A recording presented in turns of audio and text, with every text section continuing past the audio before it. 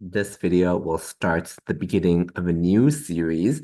I'm going to be going over a problem set given by a professor at Princeton University. I don't know why that's so hard for me to say. I have no idea if this professor still teaches there or not, but this was I found this online and I thought it was a good problem set to go over. There's some typical ones, some easy ones, and there's some more challenging ones. Okay. And I'll just be going over them sequentially, all right, in this series. So this is number one in the problem set. By the way, I'll link the problem set in the playlist description. This will be in its own playlist, so I'll link it in the description, all right? Okay, now let's begin. Number one, we have the summation as n goes from 0 to infinity, n squared over n cubed plus 1, okay? So we need to determine the convergence or divergence of this. This is the whole point of all these problems, by the way. Okay. So whenever this sequence inside the series looks like a rational function, it's probably a good idea to do the limit comparison test, okay? And how do we choose what to compare with?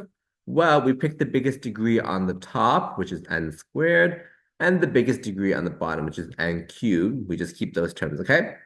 And by the way, I'm starting from n equals 1 and not 0 just because I can't start from 0. It'll be something divided by 0. Okay? That's the only reason why. Doesn't matter that I'm starting from 1. This starts from 0. From 0 to 1, that's one finite term. So it doesn't affect convergence. Okay. Well, I should say it won't affect something. It won't, one single term won't make something diverge. That makes sense. Okay. So we can simplify this to 1 over n. Okay, again, we can only do that because we're not dividing by 0.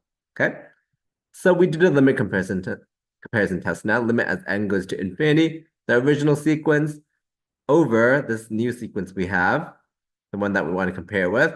Okay, we do some algebra dividing by a fraction. Same thing as multiplying by the reciprocal, so we're multiplying by n. So it becomes n cubed on top. We take this limit. We do it the quick way. How do we do it for rational functions? The degrees are the same. Take the ratio to leading coefficients. So it's 1 over 1, which is 1.